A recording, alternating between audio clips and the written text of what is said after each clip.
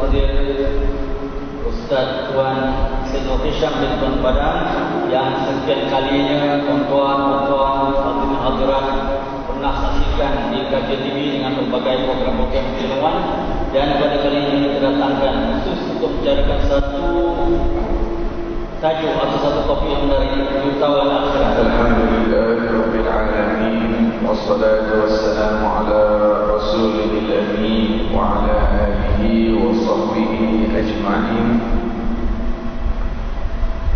Allahumma iftah bainana wa baina qaumina bil haqqi wa anta khairul fatihin.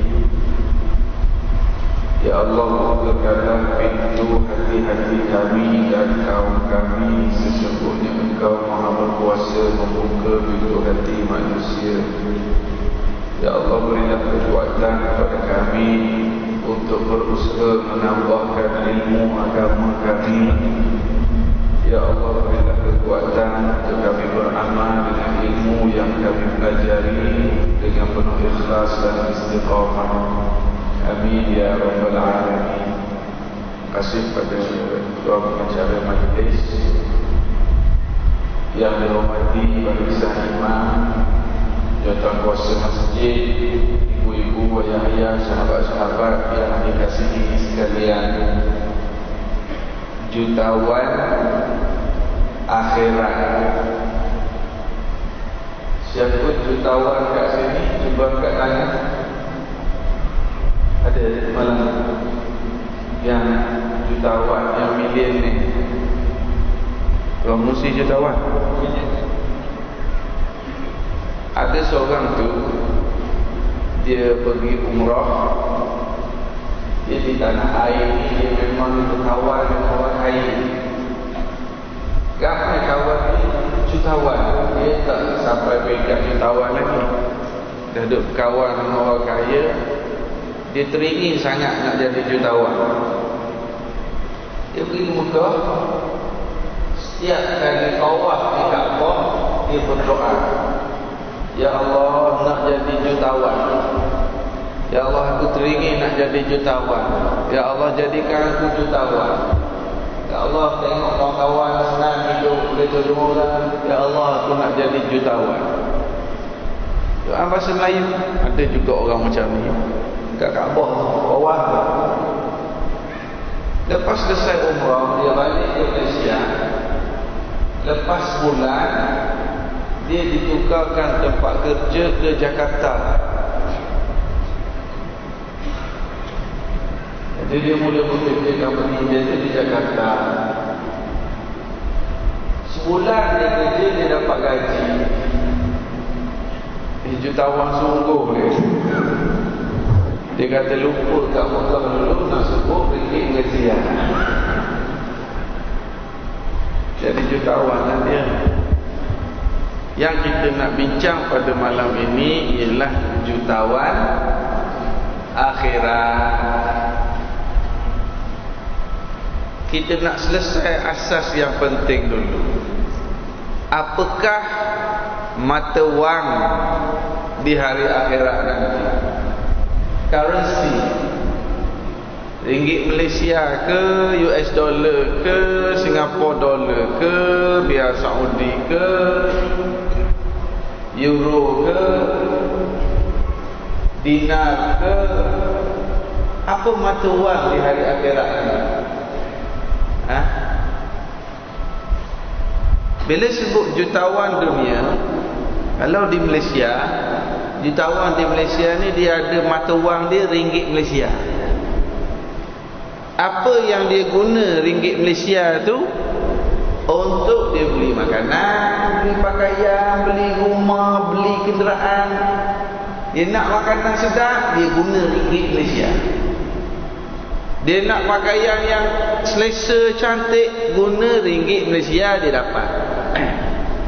Dia nak kenderaan besar selesa laju, dia guna ringgit Malaysia, dia boleh beli kenderaan. Dan dia jutawan ringgit Malaysia. Pergi ke Amerika, jutawannya memiliki US dollar. Dia nak kereta besar, dia guna US dollar, dapat kereta besar. Dia nak makanan sedap, dia guna US dollar, dia dapat makanan yang sedap dan mahal.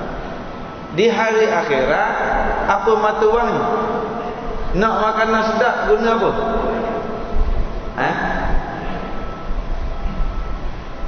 Nak pakaian yang indah dari sutera di hari akhirat, nak guna apa? Mata wangnya, currency-nya, nama dia pahala. Orang yang ada banyak pahala, dialah jutawan di hari akhirat. Kalau kat dunia dia ada 2 juta ringgit Malaysia, confirm tak di hari akhirat nanti dia ada 2 juta pahala? Confirm tak? Tak semestinya. Kat dunia dia kerja, gaji dia 1,500 sebulan, bayar sewa rumah, bayar kereta sikit, bayar belanja makan minum, hujung bulan ada lebih dalam RM100, RM150. Kok nak kena beli ubat, ada emergency.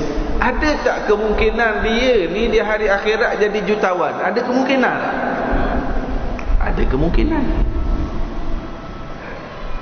Dia kat dunia dulu ada duit 2-3 juta dalam akaun ringgit Malaysia, banyak duit. Di hari akhirat nanti, ada tak kemungkinan dia juga jadi jutawan? Ada tak? Ada juga kemungkinan. Ada tak kemungkinan dia ni kat dunia gaji dia RM1,500, kat hari akhirat nanti gaji dia dalam 700? Ada juga. Maksudnya kat dunia ni dia miskin, kat akhirat pun miskin juga. Ada? Dah lah miskin, semayang pun malas, pinjam duit orang tak bayar, nipu. Kat dunia dia miskin, kat akhirat pun apa kedana.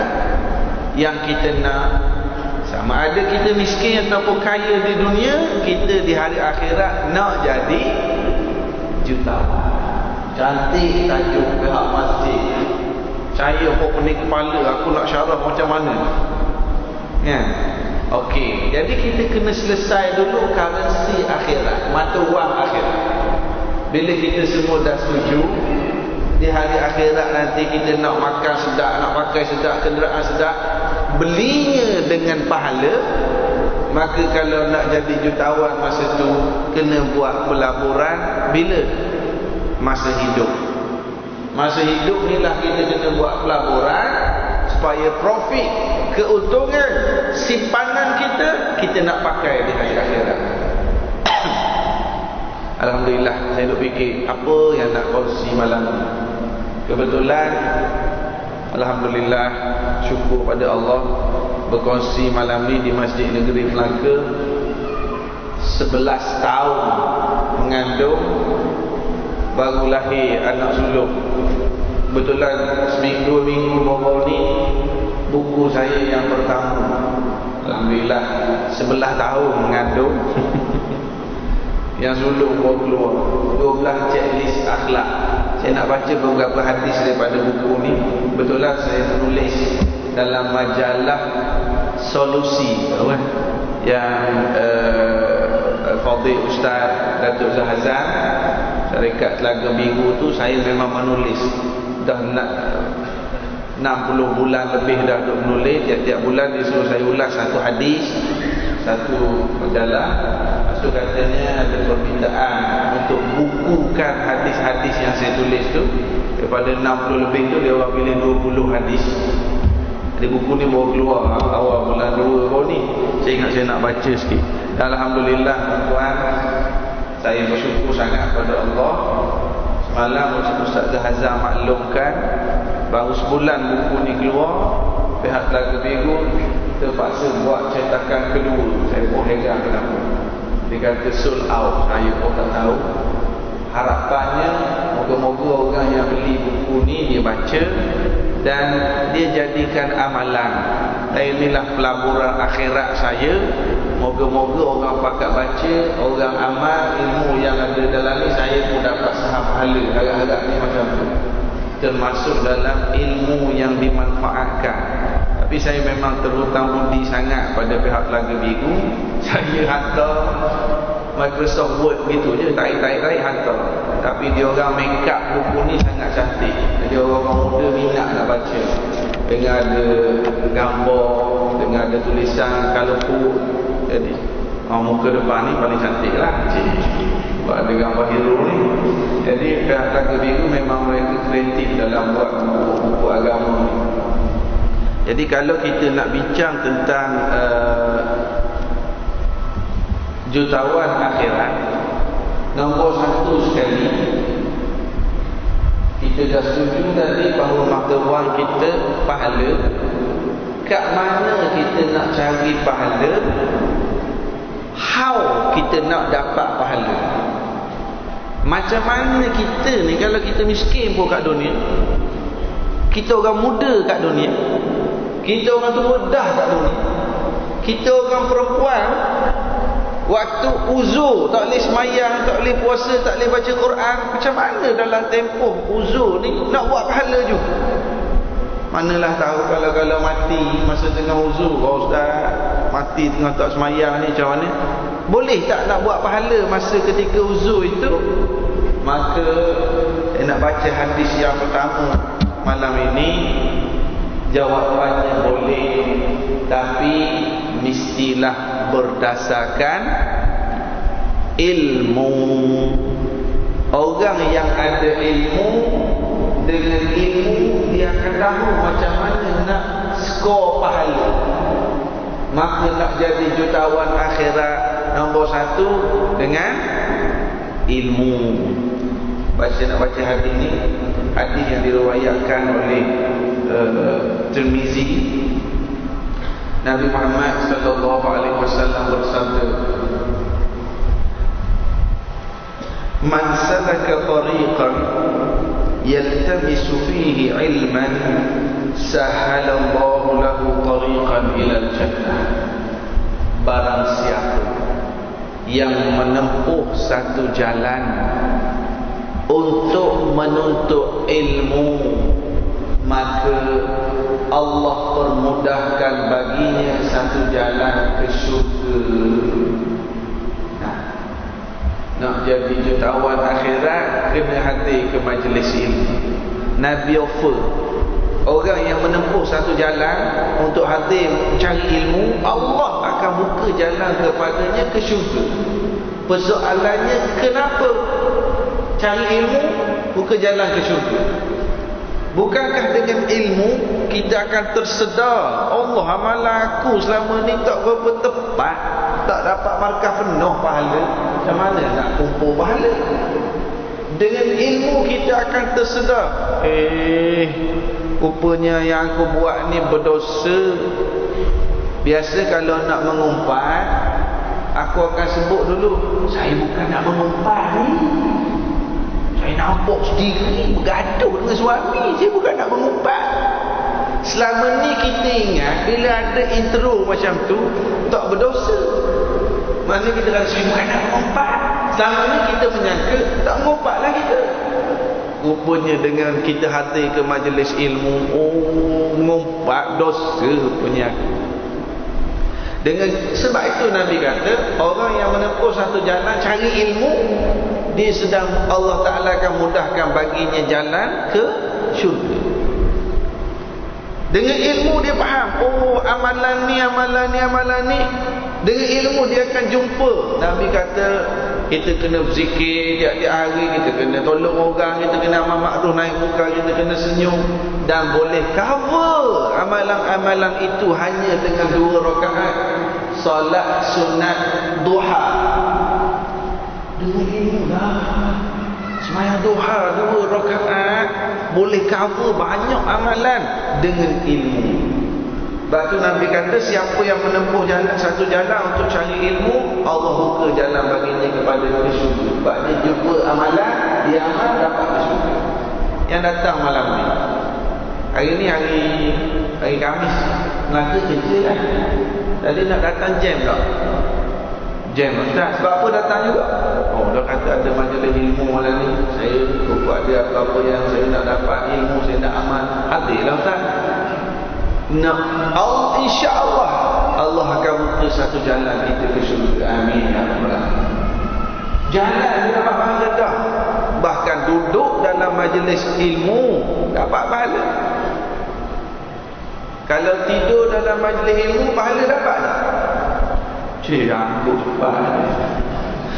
Belakang lagi semangat.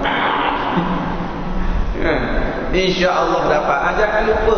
Tengok dengan ilmu ni yang duduk depan saya malam ni, ada yang niat iktikaf dari awal tadi, ada yang belum niat iktikaf. Betul tak?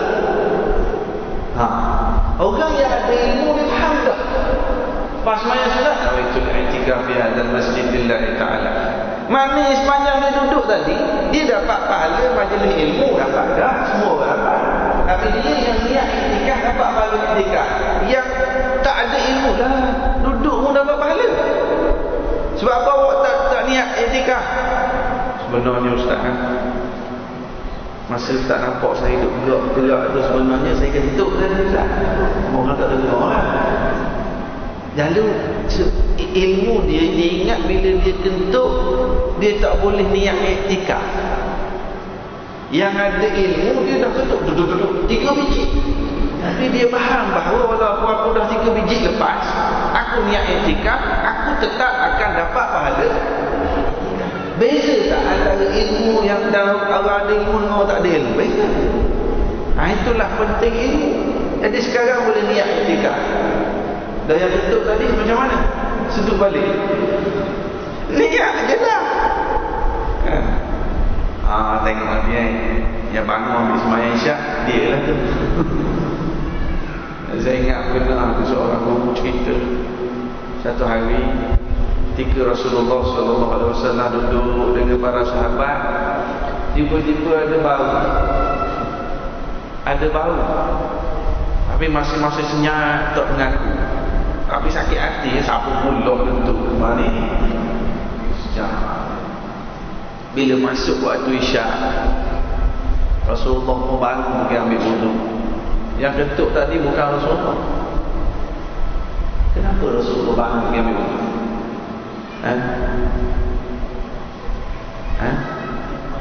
Iya ke yang dia? Sahabat Nabi ni, mereka tengok apa yang Nabi buat, mereka akan buat juga. Jadi bila Rasulullah bangun pergi ambil wudu, semua sahabat tadi bangun pergi ambil wudu. Maka selamatlah yang ketuk tadi itu selamat. Sebab semua kan tengok bagaimana cara Rasulullah SAW menjaga aib sahabat. Itu dengan ilmu. Dia berbeza dengan kes yang cerita dalam teksi tu. Driver teksi depan, ada seorang depan, 2 belakang. Dalam teksi tu tiba-tiba bau kentut, busuk pula. Marah driver teksi dah naik teksi aku, dia kentut pula nyak belakang. Jadi driver teksi tak puas hati, sakit hati nak bawa mana satu buat kerja. Bila sampai di destinasi, 3 orang tu turun, driver teksi buka tingkap. Yang kentut tadi belum bayar. Nanti seorang paling, saya bayar dah. Maka tak hendak siapa. Itu kerja driver teksi. Kalau Rasulullah dia tak nak aib orang, dah lah apa pula cerita kentut ni malah.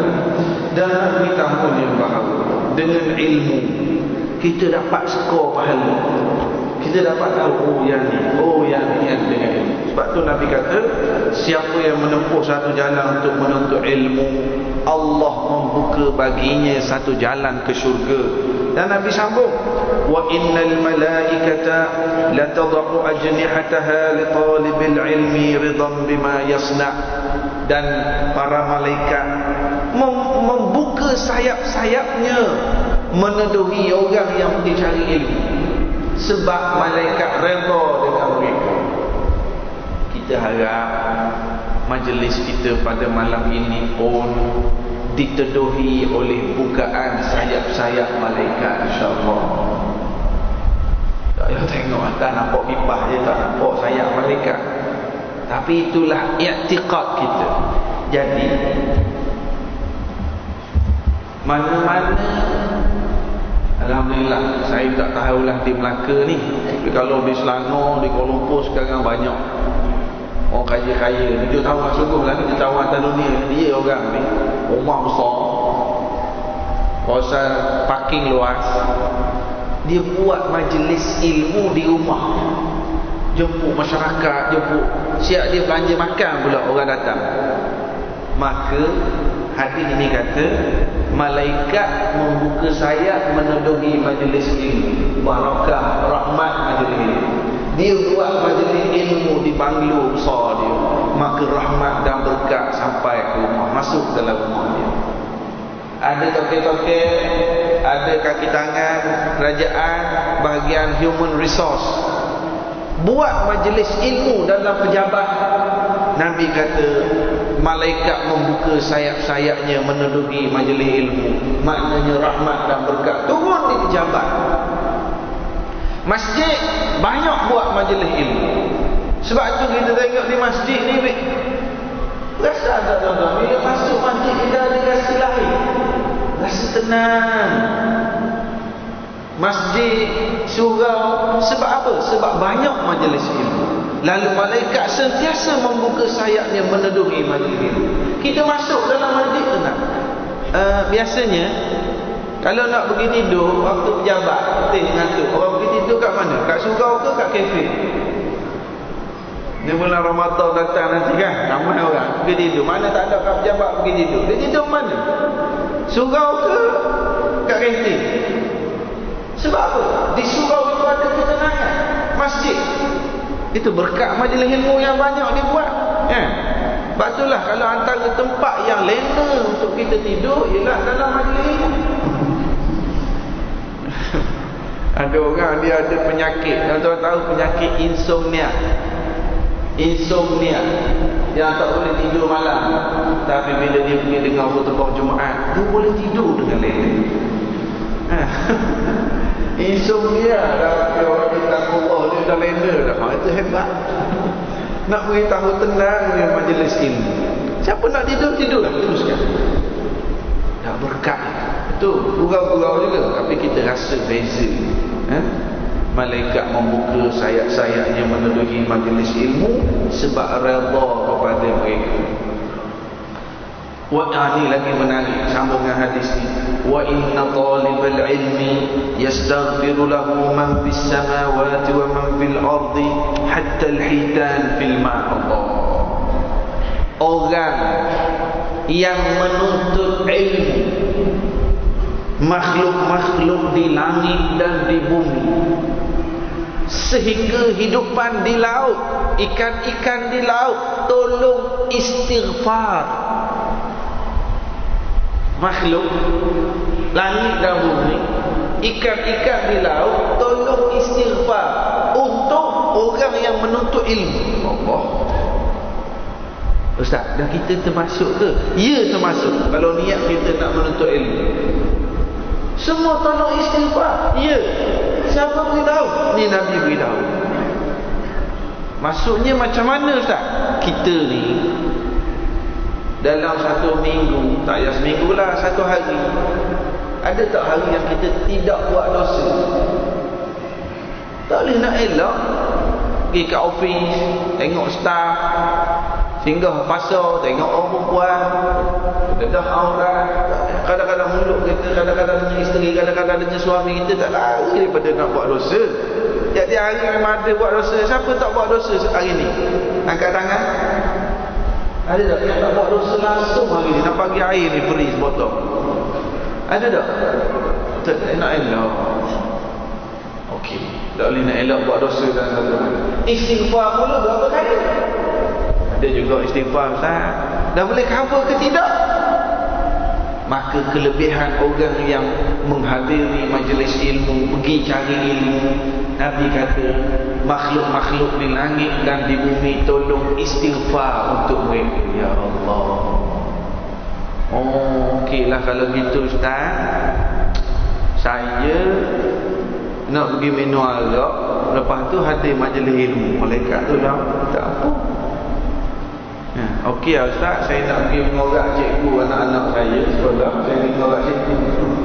Ini amal ni. Lepas tu saya datang dengan kuliah. Dah banyak dah makhluk-makhluk tolong istighfar untuk saya. Settle dah yang bagi tadi saya mati. Ini bukannya nak suruh kita buat dosa lalu ada tolong istighfar. Tak. Ini Nabi nak galakkan kita hadir ke majlis ilmu. Ada dosa-dosa tu tolong istighfar. Sehingga ikan-ikan di lautan, ikan siakak tolong istighfar, ikan merah tolong istighfar, ketam tolong istighfar, udang tolong istighfar, ikan bili, ikan tokor, ikan gigi, ikan khisi, ikan kembung, ikan air, semua tolong istighfar. Kecuali kalau melibatkan dosa-dosa kita dengan manusia, itu tak boleh settle. Kita tipu duit orang, itu tak boleh settle sehingga kita selesaikan balik hak Allah. Kita fitnah orang, itu tak boleh settle dengan istighfar tadi. Itu yang minta ampun dan maaf dengan orang yang kita fitnah dia. Ya. Kita seksa orang, pukul orang, itu tak selesai. Dosa dengan manusia tak selesai. Tapi kita ada dosa-dosa, kita salah tengok apa-apa perkara dosa. Itu insya-Allah dengan istighfar kita dan istighfar makhluk-makhluk Allah ini akan meringankan kita di hari akhirat nanti. Dan yang menarik lagi, Nabi buat perumpamaan, wa inna fadlal alim 'alal 'abid ka fadlil qamari 'ala sa'iril kawakib. Sesungguhnya kelebihan orang alim, orang ada ilmu, nak banding dengan orang yang kuat ibadat. Dia kuat ibadat tapi ilmu tak ada. Zikir kuat, sembahyang sunat banyak, majlis ilmu tak nak dengar. Orang kata jom kita belajar, tak nak. Zikir kuat tu. Ada tak orang macam tu? Dia rajin zikir, rajin selawat, sembahyang sunat bagus, majlis ilmu tak nak dengar. Ini masalah problem. Jadi Nabi kata, orang yang ada ilmu nak banding dengan orang yang kuat ibadat saja, Nabi kata seperti kelebihan bulan yang mengambang dibandingkan dengan bintang-bintang yang di langit. Bintang di langit kita nampak tik tik tik, bandingkan dengan bulan mengambang, jauh bezanya orang yang ada ilmu. Ilmu, penting ilmu. Alhamdulillah di Melaka, di Tahniah, banyak majlis ilmu dibuat. Dibuat di masjid, dibuat di surau, dibuat di padang, banyak tempat di Dewan Tahniah. Banyakkan majlis ilmu. Tambah lagi kita berada pada zaman yang penuh kekeliruan dan fitnah. Musim-musim orang berbeza pendapat, orang ni kata begini, orang ni kata begini. Dengan ilmu kita boleh hadap, boleh lalui perkara ini dengan tenang. Ya, ilmu.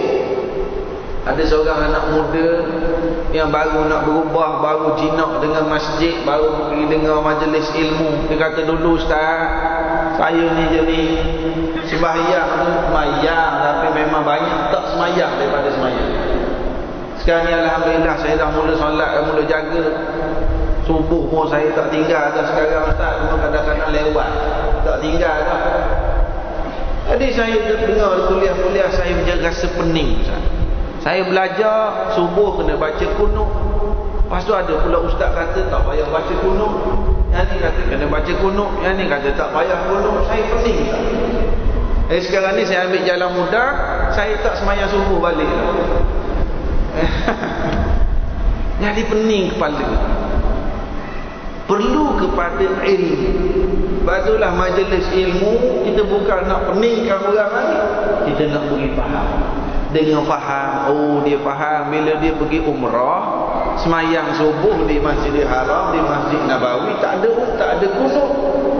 Dia balik Malaysia, ada kunut. Dengan ilmu dia faham, oh ni perbezaan mazhab. Sana mazhab Hambali, mazhab Maliki, kita mazhab Syafi'i. Dengan ilmu dia tak bergaduh. Dia tak bergaduh. Sekarang ni yang jadi masalah, baca buku sikit, baca buku blog sikit, duk nak berhujah dengan orang. Nak kata orang ni sesat, orang ni tak betul, tu yang menjadi bergaduh dalam masyarakat. Kalau dengan ilmu, kita akan jumpa bagaimana sahabat-sahabat Nabi dulu dah berbeza pendapat lama dah. Tetapi mereka menjaga akhlak. Ulama-ulama dulu berbeza pendapat, mereka boleh berjalan berpipingan tangan. Beza pendapat. Bulan Ramadan, sahabat-sahabat Nabi bermusafir. Bulan Ramadan, orang musafir boleh buka puasa tak? Kalau nak teruskan puasa boleh tak?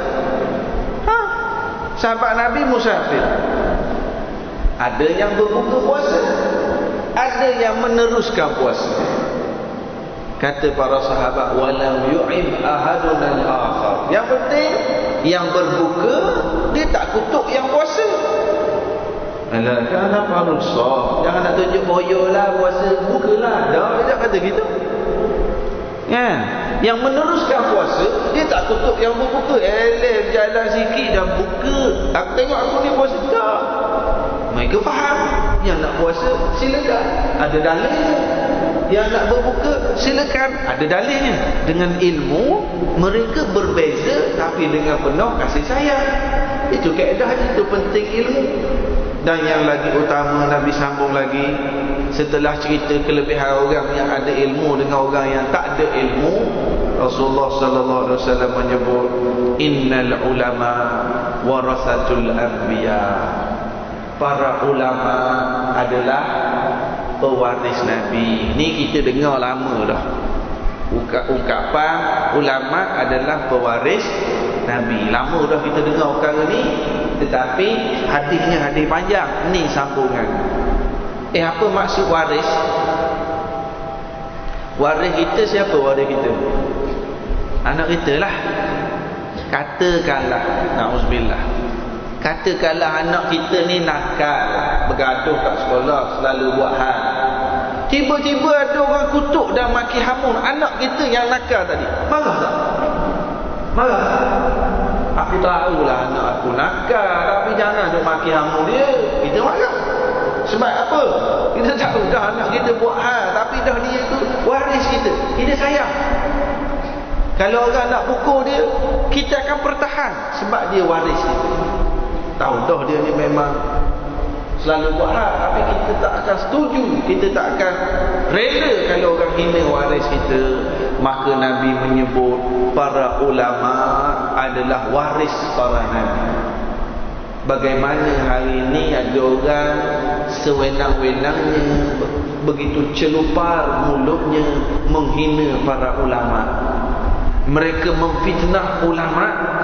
Ingat, mereka sedang menghina pewaris Nabi. Kalau kita marah orang hina waris kita, kalau orang hina ulama, agak-agak Nabi marah. Kita sedang menghina waris Nabi. Ada perkara yang kita tak setuju dengan ulama, kita beli, kita kutuk, kita tulis kat Facebook. Kita lebih pandai daripada ulama. Nabi kata ulama adalah warisnya. Allahu Akbar. Macam mana nak jadi jutawan di hari akhirat? Dan tuan-tuan kena ingat, di akhir zaman ini musuh-musuh Islam mereka mengkaji. Mereka kaji seluruh dunia. Mereka melihat kebangkitan Islam. Orang Islam mula bangkit, mula ramai ke masjid, mula ramai nak beramal dengan Islam. Jadi musuh-musuh Islam dia kaji, kenapa orang Islam mula bersemangat Islam sekarang. Isu Palestin mereka bangkit, isu hina Nabi mereka bangkit. Sebab apa ramai orang Islam kuat sekarang?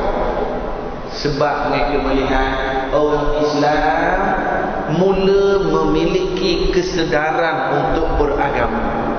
Sensitif mereka mula semakin kuat. Ibu-ibu walaupun duduk di rumah, semangat dengan majlis ilmu, semangat agamanya kuat. Para isteri walaupun isteri dia kuat semangat agama, tutup aurat dan sebagainya. Musuh Islam kaji. Sebab apa? Sebab mereka semakin faham Islam. Sebab apa mereka faham Islam? Siapa punya usaha? Usaha para ulama, para guru, para pendakwah jadi musuh-musuh Islam. Macam mana kita nak melemahkan balik umat Islam? buat supaya mereka ini kembali jahil pada agama. Macam mana nak buat mereka jahil pada agama? Jauhkan umat Islam daripada para ulama. Macam mana nak jauhkan umat Islam daripada para ulama? Dia ada satu kaedah dipanggil character assassination, pembunuhan karakter seluruh dunia hari ini. Ulama-ulama seperti Dr. Yusuf Qardawi, kita bunuh karakter dia.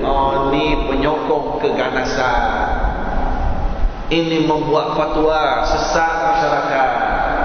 Yusuf Qardawi ni keluar fatwa jadi bergaduh orang Islam di Syria berperang. Yusuf Qardawi ni keluar fatwa, masuk waktu lah, keluar fatwa jenazah syahid. Tengok aja. Ni air untuk minum ke? Rasulullah sebut, barang siapa yang mendengar azan lalu dia jawab azan satu persatu sebagaimana lafaz azan, kecuali pada hayya 'alas salah, hayya 'alal falah disebut la haula wala quwwata illa billahil aliyyil azim. Habis la ilaha illallah azan, dia berdoa Allahumma rabb hadhihi da'wati tammah, lagi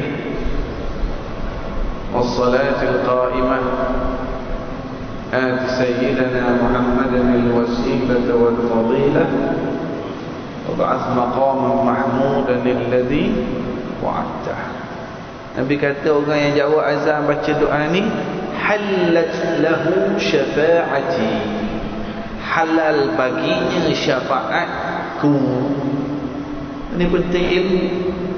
Antara amalan yang dijanjikan oleh Rasulullah sallallahu alaihi wasallam, balasannya dapat syafaat Nabi ialah jawab azan dan disambung dengan doa. Itu amalan besar tu. Kita bersemangat masa sekolah dulu, bila dengar lagu negaraku kena berhenti, aku tak boleh bergerak. Gatal pun kena garu-garu dalam hati gitu. Hidung tak boleh dengar lagu negaraku. Tak apalah, itu semangat patriotik, kita nak tanam kecintaan kepada negara. Tapi azan, setakat mana semangat kita untuk meraihkan dan menghormati azan? Yang mana di situ Nabi dah sebut halal baginya syafaatku. Ini penting. Bila kita berada dalam majlis ilmu, kita akan jumpa amalan-amalan ini. Saya nak sambung sikit lagi tadi. Maka musuh-musuh Islam, mereka akan berusaha menjauh. Saya tulis di sini bagaimana musuh-musuh Islam di zaman silam, mereka berusaha menjauhkan manusia daripada Rasulullah sallallahu alaihi wasallam. Mereka fitnah Rasulullah, mereka mencari isu supaya orang tak pergi dekat dengan Muhammad. Muhammad ni penipu, Muhammad ni pecah belah, Muhammad ni sihir. Tujuannya supaya orang tak pergi dekat dengan Nabi, tak dengar Nabi beritahu apa. Ini musuh-musuh silam. Maka musuh di zaman moden ini, mereka akan berusaha menjauhkan masyarakat. Kalau masyarakat jauh daripada para ulama, lalu mereka tuduhan-tuduhan, Yusuf Qardawi, ulama-ulama ganas, dituduh bawa ajaran pecah belah masyarakat. Yang penting supaya manusia, masyarakat jauh daripada para ulama. Nabi sebut para ulama adalah waris para nabi. Tuan, ajarlah anak-anak kita kenal ulama. Ajarlah mereka hormat kepada ulama. Nak dapat berkat ilmu, lihatlah adab kita dengan guru-guru kita. Kita ada guru yang mengajar Al-Quran, kita ada guru yang mengajar ilmu. Bagaimana adab kita dengan guru? Ini satu kaedah. Lagi bersungguh kita menjaga adab dengan guru, lagi besar keberkatan ilmu yang kita dapat. Sekali lagi bersungguh kita jaga adab dengan para ulama, lagi berkah ilmu yang kita peroleh. Kata orang pernah jumpa tak orang yang ada ilmu banyak tapi perangai dia teruk. Dia ada ilmu tapi mulut dia, ya Allah. Dia ada ilmu banyak tapi perangai dia orang tak suka pada dia. Sebab dia tidak mendapat keberkatan ilmu. Dia tak jaga akhlak dengan para ulama, dengan guru dia. Sebagai satu contoh, sepupu Nabi Muhammad sallallahu alaihi wasallam, namanya Ibnu Abbas. Ibnu Abbas masa Rasulullah wafat umurnya 13 tahun. 13 tahun umur Ibnu Abbas ketika Rasulullah 13 tahun ni dah jauh apa Saya kata satu. Adik berapa tahun? Dah jadi 5. Berapa tahun? 11. Okay. Dah bersunat ke belum? Dah. Bukti? Jadi Ibnu Abbas, Rasulullah wafat umur dia 13. Bayangkan tuan-tuan, kita baca kitab banyak jumpa nama Ibnu Abbas kan? Bagaimana Ibnu Abbas meriwayatkan banyak hadis sedangkan masa Rasulullah wafat umur dia baru 13? Ibnu Abbas ini sangat bersungguh dalam menuntut ilmu. Bila dia ada satu kali tu, dia dengar ada seorang sahabat yang senior, yang tua dah Rasulullah wafat. Jadi Ibnu Abbas dapat maklumat sahabat ni pernah mendengar hadis dari Nabi Muhammad. Lalu Ibnu Abbas pergi cari dia nak belajar satu hadis.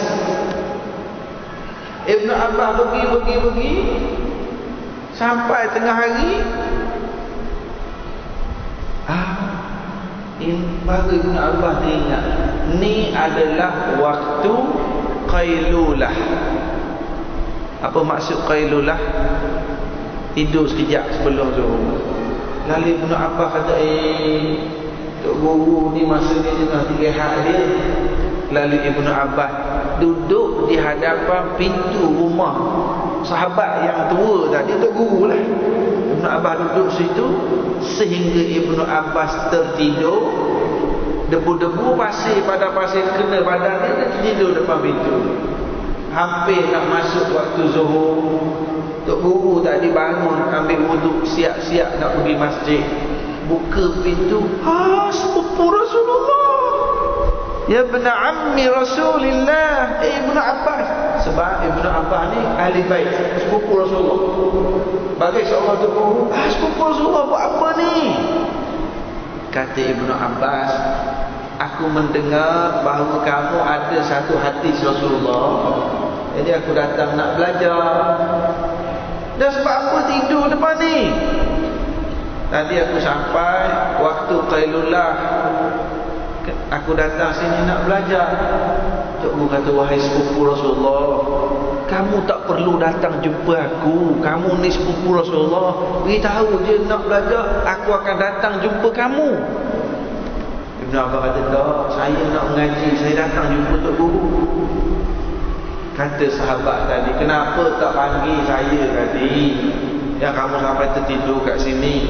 Kata Ibnu Abbas, ni penting tuan-tuan. Jawab Ibnu Abbas, uridu tiba nafsik. Saya mahu hati tuan yang tenang dan selesa nak berilmu pada saya. Maksudnya saya tak nak ganggu tuan tidur. Tak naklah, Assalamualaikum, nak belajar satu hadis, orang nak tidur. Dah tengok sepupu Nabi, iyalah, ajarlah juga. Tak, Ibnu Abbas tak nak begitu. Ibnu Abbas nak Tok Guru beri ilmu dengan sepenuh hati. Jangan tengok kamera, tengok sini. Baru real. Tengok kamera tak ada. Dia buat kerja dia. Imam. Kat mana tadi? Kata Ibnu Abbas, saya mahukan hati yang tenang. Maknanya biar Tok Guru selesai tidur, ambil semayang, keluar, ready, baru saya tanya. Masa tu saya nak ilmu. Mana nak ilmu dalam keadaan Tok Guru hatinya tenteram. Tengok adab Ibnu Abbas. Dan pernah sekali Ibnu Abbas terserempak dengan Zaid bin Thabit. Zaid bin Thabit ni juga di kalangan sahabat-sahabat yang senior, yang ulama us-sahabah. Dia ulama di kalangan sahabat. Zaid bin Sabit naik unta. Lalu Ibnu Abbas pada usia belasan tahun pergi tarik unta Zaid bin Sabit sebagaimana seorang hamba tarik unta tuan. Kata Zaid bin Sabit, "Wahai sepupu Rasulullah, kamu buat apa ni? Kenapa buat begini?" Ibnu Abbas berkata, "Beginilah aku diajar untuk menghormati ulama kami." Lalu Zaid bin Sabit turun dari unta, minta tangan, "Wahai Ibnu Abbas, bagi tangan kamu." Ibnu Abbas kata, "Datuk Guru minta saya ulurkan tangan." Lalu Zaid bin Sabit, Tok Guru tadi, cium tangan Ibnu Abbas. Beginilah kami diajar menghormati ahli bait Rasulullah sallallahu alaihi wasallam. Yang Ibnu Abbas kata, begini kami diajar untuk menghormati Tok Guru kami. Yang Tok Guru turun cium tangan budak, begini kami diajar untuk menghormati ahli bait Rasulullah sallallahu alaihi wasallam. Tengok adab. Ini adab mereka dengan ulama. Tuan-tuan nak berkat ilmu, jaga adab dengan ulama, dengan guru. Ajar anak-anak kita hormat para ulama.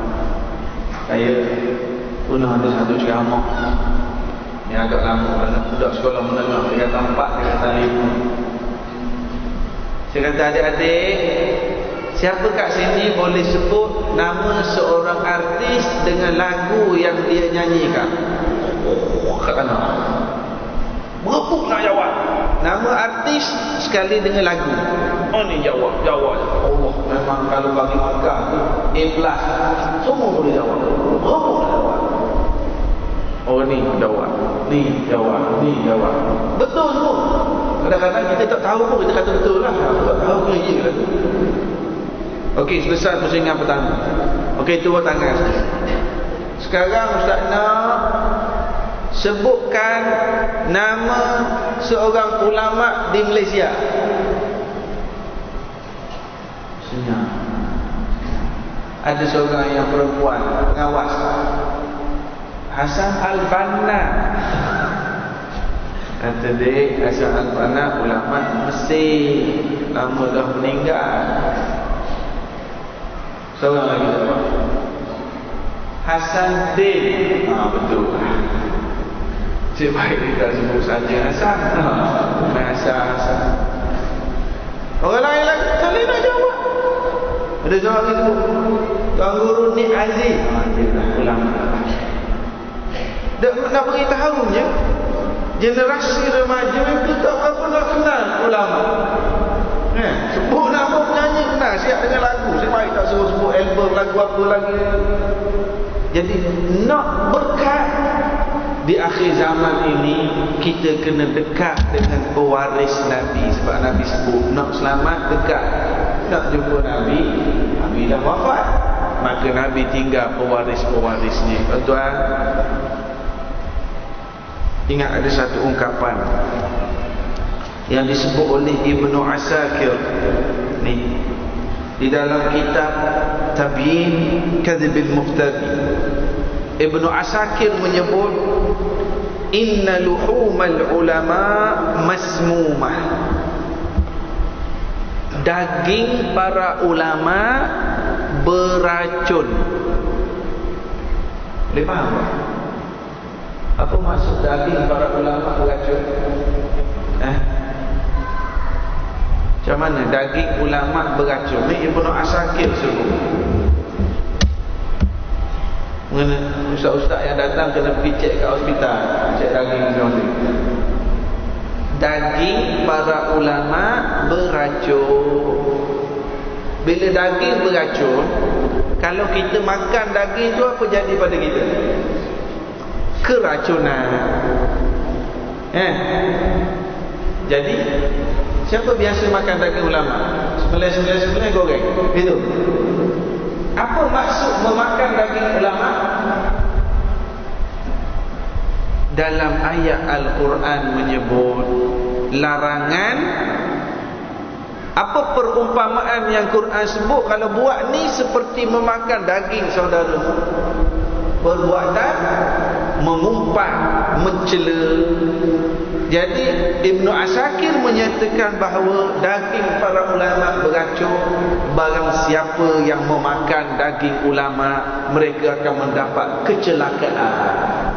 Maknanya orang yang mengumpat, mencela para ulama seumpama memakan daging para ulama. Bila kamu makan daging yang beracun, kamu akan mendapat kecelakaan. Orang yang mulutnya celupa dengan para ulama, kita tengok dia akan jadi jauh dengan masjid. Kalau dulu dia ni sembahyang berjemaah, dia semakin jauh daripada jemaah. Sebab mereka telah terkena racun, sebagaimana diingatkan oleh Ibnu Asakir ini. Jadi kita nak selamat, Nabi kata Nabi tidak meninggalkan duit emas dan perak. Pusaka yang Nabi tinggalkan ialah pusaka ilmu. Barang siapa yang mengambil pusaka ini, maka dia mendapat satu bahagian yang sangat bernilai, iaitulah pusaka ilmu. Satu. Saya nak baca hadis yang kedua, iaitulah berkenaan dengan doa para malaikat.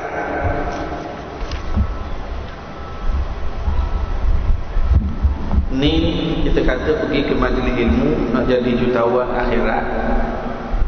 Maka bila kita pergi majlis ilmu, kita akan jumpa pesanan-pesanan Nabi. Ada sepotong hadis Rasulullah sallallahu alaihi wasallam, riwayat Imam Bukhari dan Muslim. Rasulullah bersabda, "Ma min yawmin yusbihul ibadu fihi illa malakan yanzilan fayaqulu ahaduhuma."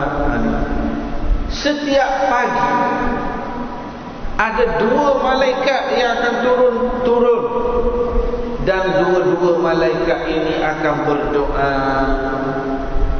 Malaikat pertama berdoa, Allahumma a'ti munfiqan khalafa. Malaikat pertama berdoa, ya Allah, berilah kepada orang yang bersedekah ganti. Ganti apa? Ganti pahala. Malaikat yang kedua berdoa, Allahumma a'ti mumsikan talafa. Ya Allah, berilah kepada orang yang kedekut kemusnahan. Bila kita hadir majlis ilmu, kita akan jumpa perkara-perkara seumpama ini. Nabi beritahu ada malaikat. Malaikat ni siapa? Makhluk Allah yang tak buat maksiat, tak buat dosa. Malaikat berdoa. Tiap-tiap hari ada dua malaikat. Malaikat ni ada yang catat amalan, ada yang beri rezeki, ada yang soal dalam kubur, ada yang jaga syurga, ada yang jaga neraka. Nabi kata ada dua malaikat yang kerja dia tiap-tiap pagi dia akan berdoa, ya Allah, berilah ganti kepada hamba-Mu yang bersedekah. Malaikat satu lagi, ya Allah, berilah kemusnahan kepada hamba-Mu yang kedekut. Tiap-tiap pagi. Itu malam ni pada Jumaat saya 2 malam lepas. Selasa malam ke setiap hari Selasa memang saya ada kuliah di masjid dekat rumah saya dekat Talin Jaya sana. Kita baca kitab Riyadhus Shalihin tiap-tiap minggu. 2 malam lepas baru lagi ada seorang anak muda datang dekat saya. Dia ni lama dah duduk ikut kelas ngaji kitab Riyadhus Shalihin dah setahun lebih dah dia ikut kelas. Tapi dia, saya ingat lagi dulu masa awal-awal tu dia datang, Ustaz, saya nak kahwin. Saya lama dah kawan ni awet saya, Ustaz, saya nak kahwin. Masalah sekarang mak ayah ni tak setuju. Mak tak setuju, ayah okey. Mak ayah dia pun gaduh. Masalah keluarga, duduk berasingan, tak cerai. Pendek cerita ni saya kata dah, kalau ayah setuju, wali setuju, awak kahwin lah. Tapi tetap kena hormat mak ayah. Cerita setahun lepas. Tapi memang dia alhamdulillah istiqamah datang kuliah. Bawa kitab lagi dalam soal ini. 2 malam lepas dia datang jumpa saya. Dia kata, Ustaz, alhamdulillah isteri saya dah bersalin 12 hari. Lama dah tak datang sembang. Biasa ni dia datang salam balik, salam balik. Ni Ustaz, isteri saya dah bersalin dah 12 hari. Dia kata, alhamdulillah Ustaz, saya nak beritahu Ustaz, berlaku. Saya rasa macam ajaib. Dia ajaib macam mana? Saling ikut telinga tu. Ya Ustaz, saya nampak, saya rasa sikit. Dah kita duduk belajar, datang kuliah. Apa dia? Yalah, anak sulung. Kita panik. Isteri saling, kita tak ada pengalaman dengan mak kat kampung. Saya sendiri, saya dua orang berdua dengan isteri. Memang saya selalu duduk baca surah-surah, duduk doa, berdoa dengan isteri, selalu buat sangat. Tapi bila hari sakit nak bersalin, kita jadi panik. Cuma kita belajar, kita tak teringat. Saya telefon mak angkat saya kat KL juga, mak angkat pesan. Isteri dah masuk, dah mula sakit nak bersalin. Benda dia panggil tu construction. Itu buat bangunan tau. Contraction. Yang nurse cakap push tu kan. Jadi mak angkat dia pesan, isteri sedang sakit, insya-Allah Allah permudahkan, tapi hari ini kamu lipat gandakan amalan-amalan yang biasa kamu buat. Dia ni antara amalan dia dengan isteri, dia kerja biasa-biasa, dia staff kat UM. Dia beli ubat, dia beli makanan kucing. Yang makanan kucing. Lalu dia akan, lepas tu dia beli plastik kecil, dia asingkan dalam plastik kecil. Dia bawa 2-3 jumpa kucing, dia akan buka, bagi kat kucing. Antara amalan dia buat. Lama dah saya. Baru ni dengan ahli sikit saya sakit nak bersalin tu, saya bawa 5 plastik kecil. Dan hari itu Allah pertemukan kucing pada saya. Maknanya ramai kucing. Saya kata dah apa? Dia kata yang saya sangat terasa bila mak angkat saya pesan lipat ganda ke amalan, Allah pertemukan peluang-peluang pada saya untuk buat benda baik. Apa lagi? Saya parking kereta kat hospital, nak naik tangga, saya jumpa seorang pakcik tu, duduk panjat tangga susah ni. Nak pergi ziarah anak sakit, saya tolong pakcik ni. Yang saya rasa ajaib tu, bila saya nak buat, Allah pertemukan. Oh, tolong pakcik naik tangga sampai kat lift naik.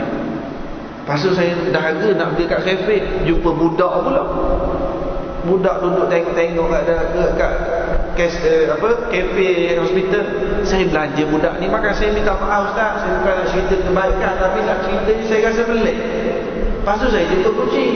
Lepas tu saya jumpa akak tu, sedekah sikit kat cleaner. Biasa saya beri sikit-sikit, hari tu saya beri lebih. Dan yang saya harap sangat, Ustaz tolong beritahu lah pada suami-suami. Saya, ketika isteri saya sedang sakit kat dalam, saya duduk dekat, duduk baca Quran, baca doa. Tapi saya melihat ramainya suami-suami, khususnya suami-suami yang muda, duduk kat luar bilik sakit itu, baca surat khabar, main game, wala WhatsApp kan. Cik baik tak minta nombor WhatsApp nurse tu. Itu main telefon, baca surat khabar kat luar. Tolong ingatkan supaya para suami berada di sisi isteri kalau boleh masuk. Di Melaka macam mana di Melaka? Boleh masuk? Di Melaka kalau isteri sakit nak bersalin, suami boleh masuk?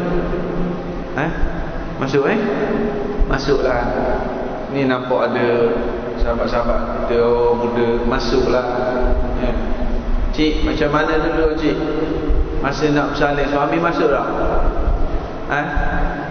Tak. Dulu tak masuk. Tak apa, balik ni bersalin pula. Nenek dah Ustaz. Tak apalah, pesan kat cucu. Masuk. Pesan anak lelaki kita balong, isteri kau nak bersalin nanti, masuk, duduk kat sebelah. Allahu Akbar. Saya 3 tahun dah, tapi ingat tak boleh nak lupa. Isteri saya bersalin anak ketiga, 3 tahun dah umur. Baby besar 3.8, salin lama sakit. Dia duduk sakit gini. Bapak baby duduk menangis kat sebelah. Bila kita tengok tu, kita jadi yang pertama sekali, kita ingat mak kita bersalin kat kita dulu. Oh, sekarang bini aku bersalin, ada hotel, ada bilik, ada katil kereta. Mak dulu macam mana bersalin kita? Satu. Dan yang lebih penting lagi, kita jadi menghargai isteri. Allah, sakitnya dia nak melahirkan anak kita. Masa tu hilang habis niat nak kahwin 2, nak kahwin 3, hilang niat. Hilang masa tu lah. Itu dia mari pula. Dan Allah beritahu supaya kita menghargai dengan ilmu, baca ayat-ayat doa, apa ayat-ayat yang nak baca supaya memudahkan bersalin. Saya nak balik pada cerita anak muda yang 2 hari lepas. Dia kata Alhamdulillah, dia pun panik. Dia awalnya doktor beritahu baby berat 3.8 anak sulung, tapi bila bersalin rupanya 3.1. Yang berat tu air tumbang. Allah permudahkan. Sebab dia kata saya tak sedekah beratus-ribu, tapi saya lipat gandakan daripada biasa. Ini malaikat doa di setiap pagi. Ya Allah, beri ganti kepada hamba-Mu yang bersedekah, yang infak. Ya Allah, beri kemusnahan kepada hamba-Ku yang kedekut. Sedekahlah. Sedekah. Tabur masjid, tahfiz, belanja kawan-kawan makan. Ada malaikat yang doa untuk kita. Nak jadi jutawan akhirat, kena buat pelaburan ketika di dunia ini. Ya. Ada satu hadis yang menarik. Ini riwayat Imam Bukhari. Kadang-kadang ada kata, Ustaz, ada derma-derma tahfiz datang minta saya bimbang, duit tak sampai. Rasulullah SAW menceritakan ada seorang yang bersedekah suatu ketika dahulu. Qala rajulun la atasaddaqanna bisadaqah faqaraja bisadaqatihi. Ada seorang lelaki, ini Nabi Muhammad yang cerita, berlaku pada sebelum zaman Nabi Muhammad. Ada seorang lelaki, dia niat nak sedekah. Lalu pagi itu dia keluar, dia jumpa seorang lelaki, dia bagi duit sedekah. Selepas dia sedekah tu, ada orang datang beritahu, yang kau bagi duit tu pencuri tu. Dia kata, silap orang. Esok aku nak sedekah, tak apalah. Dah semalam silap orang, elok sikit. Lalu dia jumpa seorang perempuan, dia mau bagi duit sedekah. Lepas dia bagi, ada orang datang beritahu dia, kau nak tahu perempuan itu sebenarnya seorang pelacur. Allah dia. Apalah duit aku ni macam tak ada nilai di sisi Allah. Asyik tersalah bagi je. Esok aku nak sedekah, insyaAllah nak cari orang yang nampak okey sikit, bersih sikit muka. Hari ketiga dia bersedekah pada seorang lelaki yang pakaiannya agak kemah, dia bagilah, tak apalah, tak payah sebutkan sedekah, dia bagi. Lalu datang orang beritahu dia, yang kau bagi duit itu jutawan. Maknanya tersalah bagi pada orang kaya. Sehingga lelaki ni balik ke rumah dia, terasa adakah duit aku ni tak ada nilai di sisi Allah. Asyik tersalah bagi je. Pada malam tersebut dia bermimpi. Dalam mimpinya diberitahu padanya, wahai si fulan, ketiga-tiga sedekahmu telah diterima oleh Allah. Lelaki yang mencuri itu selepas dia dapat duit, dia dah berhenti mencuri. Perempuan yang berzina itu, dia berhenti dah berzina, dah dapat duit kamu bagi. Lelaki kaya itu sebenarnya seorang yang kedekut tak hidup masing. Selepas kamu sedekah pada dia, dia jadi malu pada dirinya sendiri. Lalu dia menyontohi kamu dan dia mula bersedekah sebagaimana kamu bersedekah. Ketiga-tiga pahalamu telah ketiga-tiga sedekahmu telah dinilai pahala di sisi Allah. Maknanya apa? Sedekah. Jangan layan bisikan syaitan. Ni tahfiz ni, betul ke tahfiz? Ni anak yatim ni, betul ke anak yatim? Ni aku masuk sedekah masjid ni, sampai ke pahala. Yang penting kita ikhlas. Cuma janganlah tengok macam muka mak pi dia, pakai rata ini sedekah anak yatim, tak payah bagilah habis tu. Kita pandai-pandai lah. Dengan ilmu kita akan faham. Dan lagi menarik, dalam bab sedekah ini, Rasulullah SAW pernah ditanya, apakah sedekah yang paling besar pahala? Lalu Nabi menjawab, an tasaddaqa wa anta sahihun syahihun takhsha al-faqra wa ta'mulu al-ghina. Sedekah yang paling afdal ialah dalam keadaan kamu tubuh badan kamu sihat walafiat. Satu, dalam keadaan kamu nak sangat bertambah kaya, takut sangat jatuh fakir. Masa tu pahala sedekah yang paling mahal. Masa tengah sihat, masa tengah nak sangat jadi kaya, takut sangat jatuh miskin, masa tu sedekah paling tinggi nilai. Allah, Ustaz, saya tak berapa sihat dah sekarang, kalau sedekah tak boleh pahala ke? Boleh, tapi masa sihat lagi besar pahala sedekah. Ustaz, pernah dengar ada orang kata kalau sakit, nak rawat sakit dengan sedekah. Betul ke? Ada hadis, tetapi hadis ini tidak sampai peringkat hadis yang sahih. Tapi ada hadis, kita boleh beramal dari segi fadilatnya. Fadailul a'mal dinisbahkan pada Rasulullah bersabda, dawu mardhakum bis sadaqat, rawatlah pesakit-pesakit kamu dengan sedekah. Moga-moga dengan doa dia, dengan rahmat Allah, dapat menyembuhkan penyakit yang bersedekah itu. Tapi yang paling apa? Ialah ketika sedang sihat, ketika kita nak sangat bertambah kaya, ketika kita takut sangat jatuh fakir, ketika itulah sedekah yang paling mahal.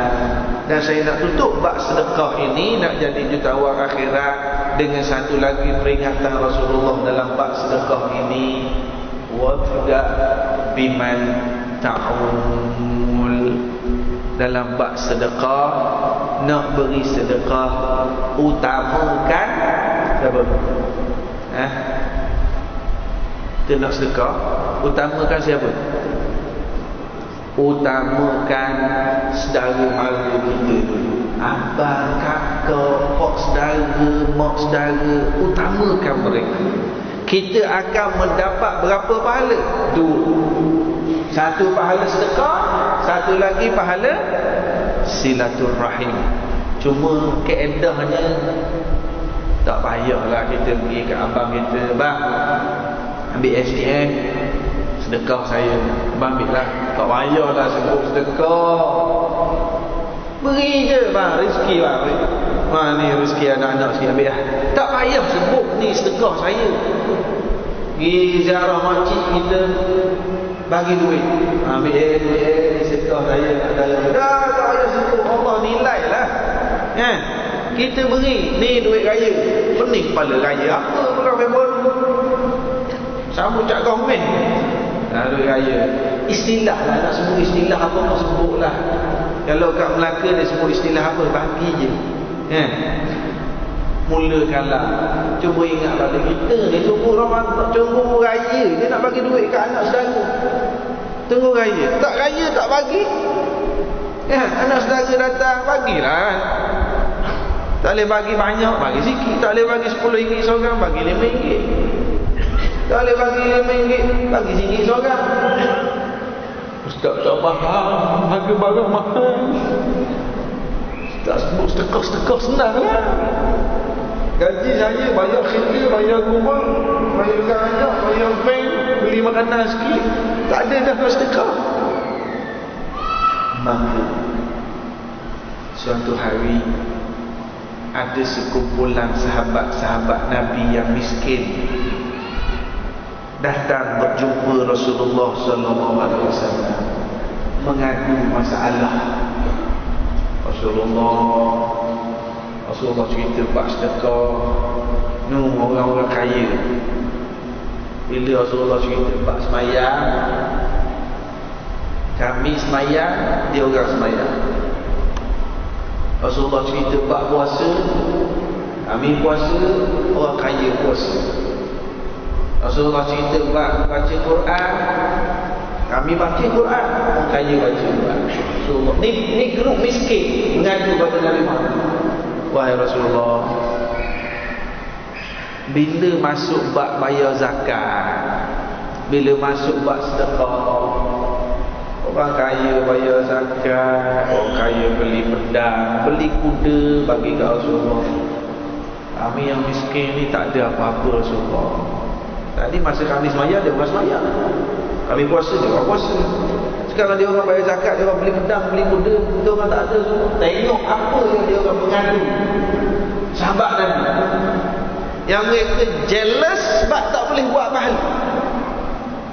Lalu Rasulullah kata, mahukah kamu, ni kemuncak cerita jutawan akhirat, mahukah kamu aku ajarkan kepada kamu suatu amalan, kalau kamu istiqamah amal, kamu akan dapat menyaingi pahala orang kaya sebelum dan selepas kamu. No, Rasulullah, no. Nabi pun ajar amalan pada geng-geng miskin ini, dia orang balik beramal. Tuan-tuan nak tak amalan? Saya ingat di ujung ni saya nak kongsi sikit. Nak? Sebenarnya dia pun dah selalu amal. Bahawa saya sengaja nak remind je. Saya pun pernah sebutkan 2-3 kali sebelum ni. Yang penting nak ulang-ulang biar kita istiqamah. Nabi beritahu geng-geng miskin tadi, kalau kamu amal, kamu dapat menyaingi pahala orang kaya-kaya no? Apa amalannya? Subhanallah 33 kali, Alhamdulillah 33 kali, Allahu Akbar 33 kali. Berapa dah? 99. Cukupkan 100 dengan la ilaha illallah wahdahu la syarika lah, lahul mulku wa lahul hamdu yuhyi wa yumiitu wa huwa ala kulli syai'in qadir, ba'da kulli salat, selepas setiap kali salat. Geng-geng miskin ni pun happy, beres tu balik beramal, jom happy dia orang. Sebab Nabi jamin, kalau kamu beramal, kamu dapat menyaingi pahala orang kaya. Dia orang balik beramal, seronok, alhamdulillah, istiqamah. Selepas beberapa hari, grup miskin ni datang jumpa Nabi balik. Ada pula soalan baru, masalah baru. Nabi kata, kau orang ni apa hal lagi, ada apa lagi tak puas hatinya? Yang miskin kata, wahai Rasulullah, rahsia bocor. Yang kaya tahu juga amalan zikir ni, dia orang amal juga. Nabi kata, zalika fadlullah yu'tihi man yasha. Itu kelebihan yang Allah beri pada orang yang Allah pilih. Mana Allah pilih dia nak bagi dia kaya, nak pilih dia rajin beramal. Kau orang jangan duk jealous lah balik beramal. Ini para sahabat. Dan Nabi sebut dalam hadis yang lain, nak jadi jutawan akhirat, banyakkan zikir-zikir ini. Kamu tolong orang, kamu senyum kat orang, kamu amal makruf nahi munkar. Ini semua adalah pelaburan-pelaburan akhirat. Dan Nabi simpulkan dalam satu hadis, setiap hari manusia, ada doktor kat sini, disebut dalam hadis, manusia ada 360 mifsal, sendi. Sendi besar, sendi kecil, 360. Jadi untuk keseluruhan 360 sendi ini, setiap sendi, setiap hari kamu mesti bersedekah 360 sedekah. Tukar 360 pergi cari bankrupt ya. Nabi kata kamu ada 360 sendi. Untuk 360 sendi ini setiap hari kamu kena bersedekah untuk 360 sendi. Lalu bila Nabi tegang lagi, kamu sebut subhanallah, sedekah. Kamu sebut alhamdulillah, sedekah. Kamu buang sampah di jalanan, sedekah. Kamu amal makruf nahi munkar, sedekah. Kamu tolong orang kat barang naik kenderaannya, sedekah. Mana dapat ada sedekah ni nak cukup 360 ni? Dan Nabi menyebut, mau kamu buat ni nak cukup 360, boleh cover untuk 360 ini dengan 2 rakaat solat duha. Allah, boleh cover. Ustaz, maknanya kalau kita tiap-tiap hari solat duha 2 rakaat, boleh cover ke yang 360 tu? Ya, berdasarkan Allah. Sembahyang duha. Nak baca surah apa Ustaz? Rakaat pertama, wasyamsi wa duha. Rakaat kedua, wa duha. Ustaz panjang sangat surah tu, saya ingat ayat nombor 1 je. Yang pertama tadi saya ingat ayat tu wasyamsi wa duhaha. Ayat seterusnya tak ingat dah. Surah kedua saya ingat lah wadduha tu je ingat. Panjang sangat. Baca qul ya ayyuhal kafirun qul huwallahu ahad. Qul ya pun saya bertukar lagi Ustaz. La a'budu ma la. Baca qul huwallahu dua-dua boleh tak? Baca lah. Nak minta diskaun ni. Tak sempat Ustaz, nak cepat. Boleh tak saya baca Fatihah je 2 rakaat? Boleh. Ustaz, saya nak sembahyang Tuhan 1 rakaat boleh tak? Tu tak boleh. Kalau sembahyang witir boleh. Witir boleh 1 rakaat. Duha tak boleh. Saya bila sebut buat sembahyang witir sikit kan, kita 9.30 kita mati. Kena balik dah. Malam Jumaat orang Melaka buat apa malam-malam? Sikit ikhlas. Di 9.30 saya tutup. Bila sebut buat sembahyang witir, saya ingat antara perkara, ada seorang syekh masih hidup lagi, Syekh Muhammad bin Abdul Rahman Al-Arifi. Syekh Arifi dia masih hidup. Sekarang ni alhamdulillah YouTube dia cukup hebat. Di negara Arab dah ada usaha untuk buat subtitle. Syekh ni aktif berdakwah. Dia tinggal di Riyadh, Arab Saudi. Dakwah bukan saja di Mekah, Madinah, Riyadh, ke Sudan, ke Kuwait, ke Europe. Orang tanya dia, Syekh, kenapa kamu semangat sangat pergi ke sini duduk belajar, baca hadis, ajak orang amal ni, share ni? Kenapa?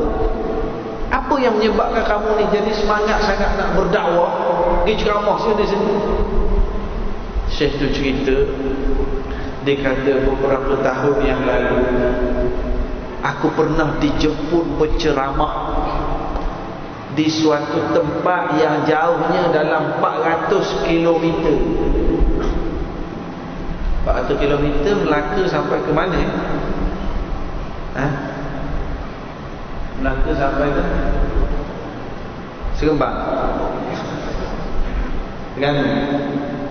Saya kata aku pernah dijemput berceramah jarak dalam 400 km.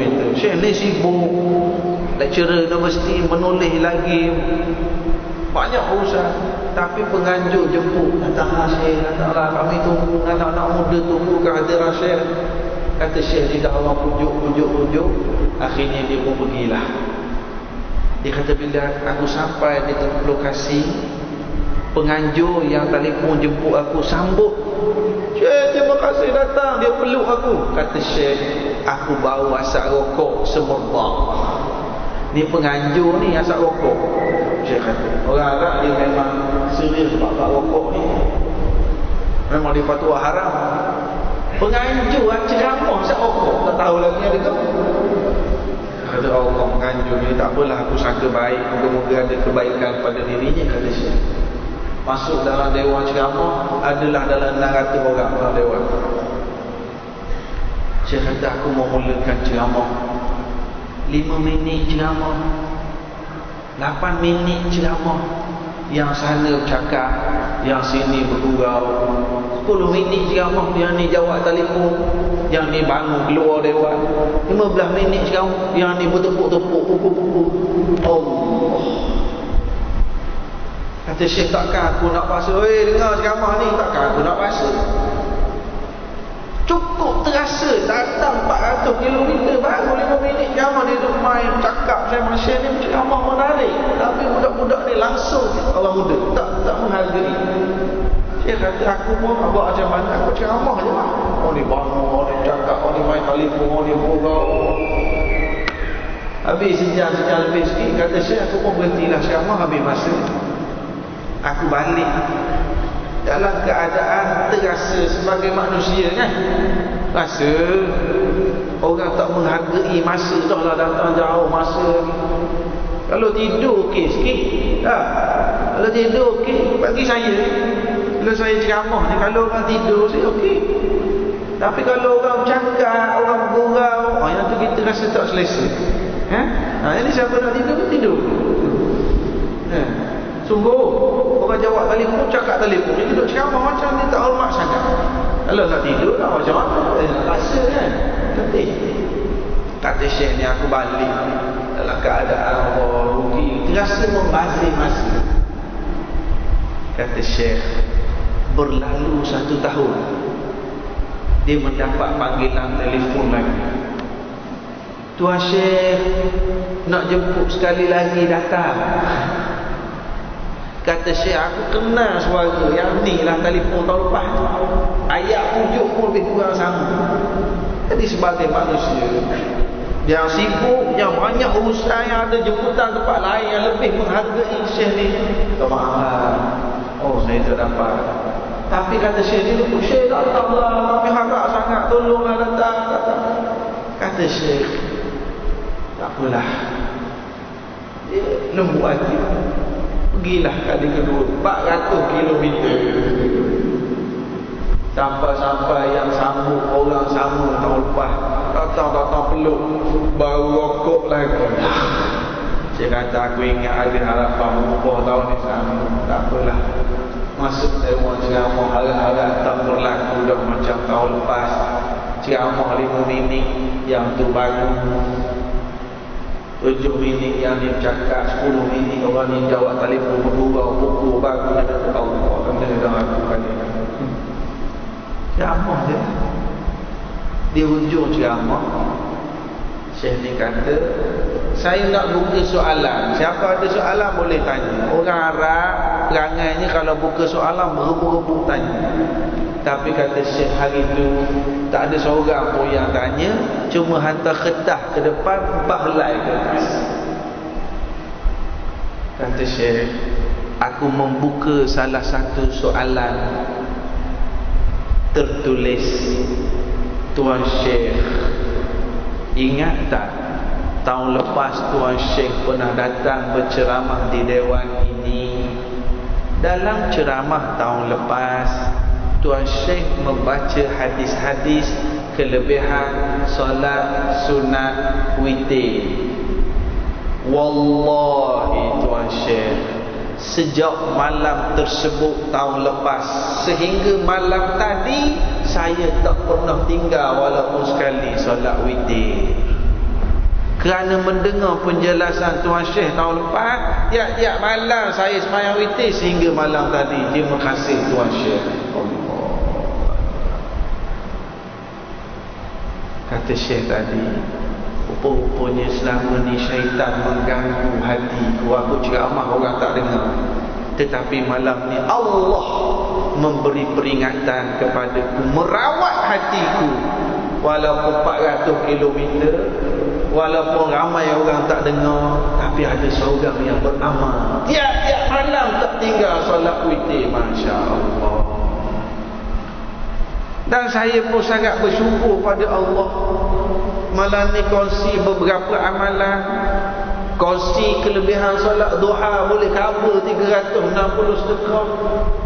Ni malam ni nampak semua dengar ni. Termasuk yang tidur tu, dengar tu. Allahu Akbar. Kalau ada 10 orang yang amal, kalau ada orang yang saya terserempak dekat menara Tamin Sari, tak ingat tak Ustaz cerita semayang duha? Saya tak tinggal duha. Ustaz semayang tak lagi hari ni? Tak lagi naik menara. Lebih dia pula pada Ustaz. Kita dapat Allah. Ini kepuasan.